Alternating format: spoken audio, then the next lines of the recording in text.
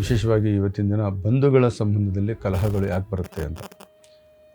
ಈ ಬಂಧುಗಳು ಕಲಹಗಳನ್ನು ಹುಟ್ಟುಕೊಳ್ಳೋಕ್ಕೆ ಕಾರಣಗಳು ಹಲವಾರು ಇರ್ತವೆ. ಒಂದು ಸ್ವಯಂಕೃತವಾದಂಥ ಸ್ವಾರ್ಥ, ಆ್ಯಕ್ಚುಲಿ ಅವ್ರ ಮೇಲೆ ದಬ್ಬಾಳಿಕೆ ಮಾಡುವಂಥ ಪ್ರಯತ್ನ, ಹಣದ ಒಂದು ಹೆಚ್ಚಿನ ಹಣದ ಒಂದು ಕೊರತೆ, ಅಥವಾ ಹಣ ತಗೊಳ್ಳೋಗೋಸ್ಕರ ಮಾಡ್ತಕ್ಕಂಥ ಪ್ರಯತ್ನ, ಅದಕ್ಕಾಗಿ ಕಲಹ, ಜೊತೆಗೆ ಅವರಲ್ಲಿರ್ತಕ್ಕಂಥ ಅಹಂ ಪ್ರಕ್ರಿಯೆಗಳು, ಇವೆಲ್ಲ ಸುಮಾರು ಕಾರಣಗಳಿರ್ತವೆ. ಅಂಥ ಕಾರಣಗಳಿಗೆ ಮೂಲವಾದ ಕಾರಣಗಳು ಏನು, ಆ ವ್ಯಕ್ತಿ ಆ ಥರ ಯಾಕೆ ಮಾಡ್ತಾರೆ, ಇಂಥ ಕುಟುಂಬದಲ್ಲಿ ಒಂದು ಒಳ್ಳೆಯ ರೀತಿಯಲ್ಲಿ ಯಾಕೆ ಬದುಕೋಕ್ಕಾಗಲ್ಲ ಅವರಿಗೆ ಅನ್ನೋದಾದರೆ ಮುಖ್ಯವಾಗಿ 3-4 ಕಾರಣಗಳಿರುತ್ತೆ.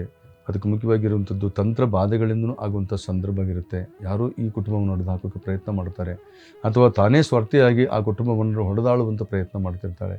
ಇಂಥ ಒಂದು ಸಂದರ್ಭ ಬರಬೇಕಾದ್ರೆ ಇದು ಒಂದು ಕಾರಣ. ಜೊತೆಗೆ ಮುಖ್ಯವಾಗಿ ಆ ಮನೆಯಲ್ಲಿ ವಾತಾವರಣದ ಒಂದು ಕೊರತೆ, ಅಲ್ಲಿ ವಾಸ್ತುವಿನ ಕೊರತೆ, ಇದೆಲ್ಲವೂ ಕೂಡ ಇರುತ್ತೆ. ಇಂಥ ಒಂದು ಕುಟುಂಬ ಕೊರತೆಗಳಲ್ಲಿ ಯಾರಾದರೂ ಇದ್ದರೆ, ಅವ್ರ ಕಲಹ ಅನ್ನುವಂಥದ್ದು ಇದ್ದರೆ, ನೀವು ಸೂಕ್ಷ್ಮವಾಗಿ ಒಂದು ಪ್ರಯತ್ನವನ್ನು ನೀವು ಮಾಡಿ. ನಿಮ್ಮ ಮನೆಯಲ್ಲಿ ಏನಿಲ್ಲ, ಮುಖ್ಯವಾಗಿ ಒಂದು ಅರಳಿ ಮರಕ್ಕೆ ಹೋಗಿ, ಅರಳಿ ಮರದ ಸುತ್ತಲೂ 15 ಸುತ್ತನ್ನು ತಾವು ಒಂದು ಬಿಳಿ ದಾರವನ್ನು ತೆಗೆದುಕೊಂಡು 15 ಸುತ್ತು ಅದನ್ನು ಸುತ್ತಬೇಕು.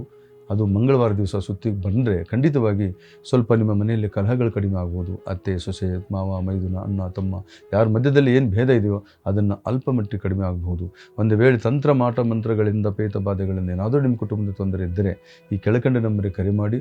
ಹೆಚ್ಚಿನ ವಿಷಯವಾಗಿ ಬಂಧುಗಳ ಸಂಬಂಧವಾಗಿ ನಿಮಗೆ ತಿಳ್ಕೊಳ್ಳುವಂಥ ವಿಷಯ ಇದ್ದರೆ ನೀವು ನನ್ನ ಯೂಟ್ಯೂಬ್ ಚಾನಲ್ಗೆ ಹೋಗಿ, ಗುರುಮಾರ್ಗ ಅಂತ ಹೇಳಿಬಿಟ್ಟು ಆ ಚಾನಲಲ್ಲಿ ಖಂಡಿತವಾಗಿ ನಿಮಗೆ ಇನ್ನೂ ಹೆಚ್ಚಿನ ಮಾಹಿತಿಯನ್ನು ಸಿಕ್ಕತಕ್ಕಂಥ ಪ್ರಯತ್ನ ಆಗುತ್ತೆ.